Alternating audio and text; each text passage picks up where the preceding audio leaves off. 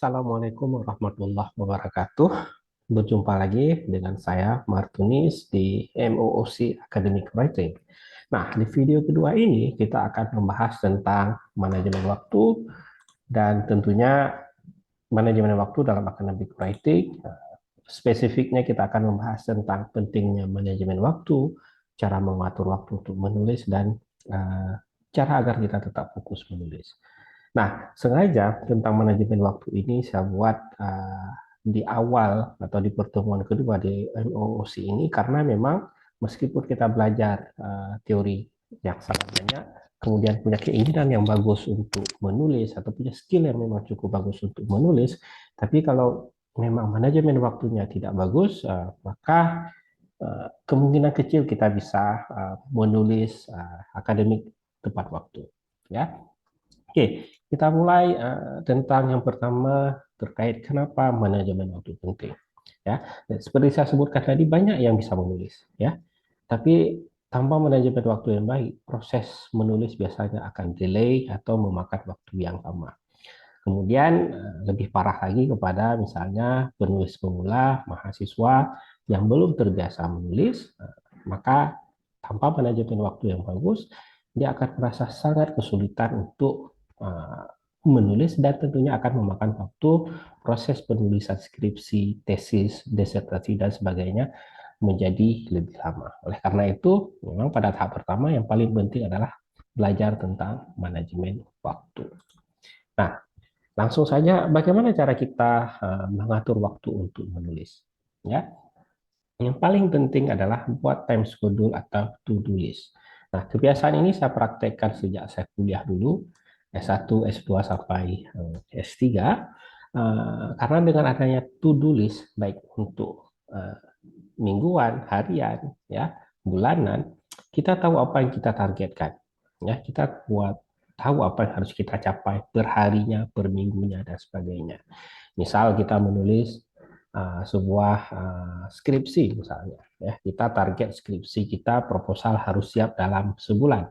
Nah, kita bisa bagi misalnya dalam sebulan tersebut menjadi tentunya 4 minggu dan per minggu kita tulis satu bab. Misal target minggu ini kita harus selesai bab 1, minggu ke depan selesai bab 2, minggu ketiga selesai bab metodologi, ya. Dan minggu keempat misalnya untuk merevisi bab 1 hingga bab 3 tadi yang sudah kita tulis.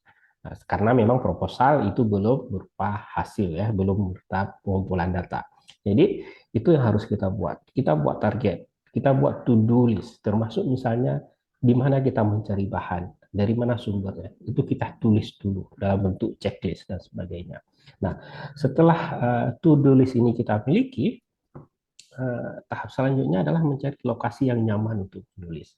Ya, nyaman dalam artian tidak terlalu nyaman. Misalnya kita sampai menyiapkan minum makan yang banyak, tapi akhirnya kita sibuk untuk makan, tapi lupa untuk menulis. Cukup bawa satu gelas air seperti ini untuk bekerja dan ya mulailah menulis. Ya. Kemudian hindari distraksi. Nah, ini syarat yang paling penting yang saya sarankan, dan ini juga masalah yang paling sering dihadapi oleh teman-teman yang belum biasa menulis atau belum ya sering menulis. Distraksi itu bisa dari berbagai sumber, ya. Yang paling sering adalah HP atau media sosial atau apapun yang ada di dalam HP tersebut.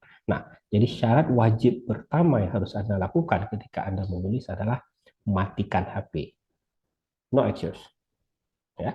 Matikan HP atau buat HP dalam bentuk mode flight mode, ya, sehingga tidak ada telepon yang masuk, tidak ada SMS, WA atau apapun yang masuk selama periode Anda fokus menulis. Karena kalau Anda hidupkan itu HP, ada yang menelpon, awalnya hanya angkat telepon, nanti buka WA, iseng cek sosmed, nah, sudahlah, itu pasti nggak akan fokus menulis. Ya, yang tadi sudah saya sebutkan, jangan bawa terlalu banyak hal yang tidak penting, cukup bawa air saja, ya. Jangan bawa minum dan sebagainya, makan dan sebagainya. Ya, akhirnya Anda habiskan waktu untuk makan bukan untuk menulis, ya. Oke, kemudian cara mengatur waktu yang kedua, ya. Tentukan target seperti saya sebutkan tadi, ya. Target menulis harian atau per minggu dan sebagainya. Saya biasa suka buat target seperti ini. Oke, saya akan duduk di sini, di ruang ini yang bebas distraksi selama sejam, dan sejam ini saya harus menulis 200 kata. 200 kata dalam sejam itu sebenarnya cukup sedikit buat orang yang sudah biasa menulis, tapi sorry, cukup sedikit untuk orang yang sudah biasa menulis, tapi cukup banyak buat orang yang belum. Jadi ini on average lah bisa dibilang, untuk pemula boleh 100 hingga 200.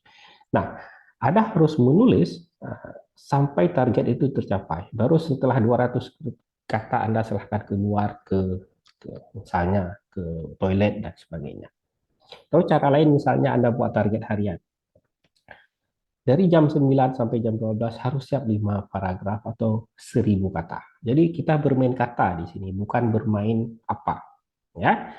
Dan jangan berhenti sampai target itu tercapai.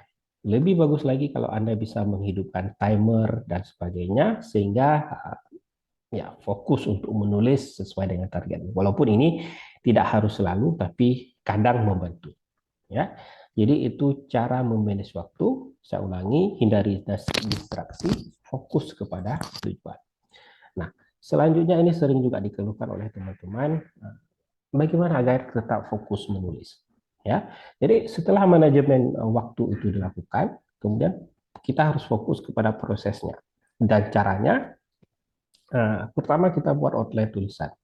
Kalau misalnya sebuah skripsi, ya kita bisa buat outline bab 1, bab 2, bab 3 dan selanjutnya. Nah, bisa juga nanti per bab nanti ada subbabnya. Misalnya di bagian metodologi kita cerita populasi, sampel, teknik sampling dan sebagainya. Kita tulis subbabnya dulu. Baru kemudian kita isi subbab itu masing-masing. Nah, subbabnya itu, bab atau bagian itu bisa ikuti dengan standar. Apakah itu lewat tesis, lewat petunjuk apa tuh guideline tesis atau guideline kalau memang kita menulis jurnal. Jadi tinggal ikuti saja outline yang ada. Kemudian list apa yang harus ada. Tuliskan apa yang harus ada di pada masing-masing bagian tersebut. Misal Anda menulis bagian metodologi. Apa saja harus ada bagian di metodologi? Tentu misalnya setting, waktu, tempat, populasi, sampel, ya itu kita tuliskan. Nah, kemudian baru kita cari referensi. Jadi tulis outline-nya dulu, baru cari referensi. Bukan cari referensi dulu atau tulis outline, baru kemudian menulis outline. Karena dengan kita menulis outline dulu, kita tahu nanti kita harus cari referensi apa. Contoh misalnya ketika kita akan menulis tentang bagian teknik sampling. Kita misalnya masih bingung teknik sampling apa yang kita gunakan, nah kita tinggal baca, kemudian oke ini teknik sampling yang akan kita gunakan, kita pindahkan ke tulisan kita. Oke, selanjutnya bisa juga pakai metode brainstorming ya. Intinya siapkan dulu outline, kemudian tulis konten dari outline tersebut. Kemudian lagi-lagi hindari distraksi, matikan telepon ya. Tulis di waktu yang distraksi dengan distraksi yang seminimal mungkin ya. Dan yang paling penting fokus mengisi tulisan dulu ya. Proses editing itu bisa dilakukan belakangan. Jadi jangan seperti kebanyakan orang itu menulis sambil diedit. Itu nggak akan selesai. Jadi caranya tulis dulu apa yang ada di kepala, tulislah dulu idenya. Baru kemudian Anda habiskan di waktu atau hari yang lain untuk mengedit. Karena biasanya penulis itu dia butuh waktu sebentar untuk menulis, tapi butuh waktu lama untuk mengedit, untuk memastikan tulisannya sudah layak atau tidak. Oke, cara selanjutnya adalah untuk agar tetap fokus menulis tentu ini juga sering dikeluhkan, ini moodnya nggak ada Pak, bagaimana caranya? Ya, jadi sarannya sederhana, jangan menunggu mood tiba. Ya, bayangkan kalau moodnya nggak datang, berarti Anda nggak nulis gitu. Ya, jadi jangan ada istilah, kalau bagi saya sendiri nggak ada mood. Mood itu harus dibuat, bukan menunggu dia datang. Ya, jadi caranya gimana? Yang biasa saya lakukan adalah buat target tulisan. Ya, lihat slide manajemen waktu sebelumnya. Bagaimana cara kita membuat target menulis. Kemudian jangan jadikan tidak ada mood sebagai alasan untuk tidak menulis. Ya, tapi harus kita munculkan dan harus diingat adalah sumber motivasi untuk menulis ada diri kita sendiri, bukan orang lain, bukan pelatihan yang Anda ikuti, bukan video MOC ini. tapi Anda sendiri. Jadi kalau Anda nggak ingin ya, atau nggak minat atau nggak bisa menumbuhkan moodnya, maka jangan harap banyak. Nah, kalau lebih cara ekstrimnya, ini ada saran juga. Kalau itu nggak mempan juga bagaimana? Nah, saya sarankan cara ekstrim. Anda bisa menghukum Anda sendiri. Misal, dengan cara baik tentunya, kalau tidak fokus, tidak target menulis. Misal, kalau pagi ini tidak siap 1.000 kata, maka siang ini saya traktir kawan sekantor. Ini kan bagus. Bagus untuk kawan sekantor, tidak bagus untuk Anda sendiri. Tapi Anda silahkan mikir, fokus lebih pilih mana? Menghabiskan waktu untuk fokus menulis 1.000 kata, agar moodnya datang, ya, mencari mood sendiri, atau Anda mau mensedekahkan memang karena memang terlalu banyak, traktir kawan sekantor. Oke lah, kok kawan sekantor 5-7 orang, kalau ada 20-30 bagaimana? Jadi itu mungkin cara yang ekstrim, Anda hukum diri Anda sendiri untuk arah positif tentunya. Ya. Kemudian ikut pelatihan menulis bukan jaminan Anda tulisan Anda selesai. Contoh Anda ikuti MOOC ini. Ya. Tapi manajemen waktulah yang menentukan. Ya, lagi-lagi tentukan target menulis, mulailah menulis dan hanya berhenti kalau sudah selesai. Jadi jangan hanya baru nulis 2 kalimat, 2 kata, langsung pergi, sudah cukup, sudah bosan, sudah moodnya hilang. Konon lagi alasannya karena sibuk membalas WA yang ada di grup yang tidak penting. Ya, jadi sekali lagi, fokus itu sangat penting untuk menulis, dan Andalah sumber informasi, sumber motivasinya. Kalau Anda tidak memulai, maka jangan harap tulisan Anda akan selesai. Itu saja dari saya, semangat menulis. Semoga yang saya share itu menjadi ilmu yang bermanfaat untuk Anda.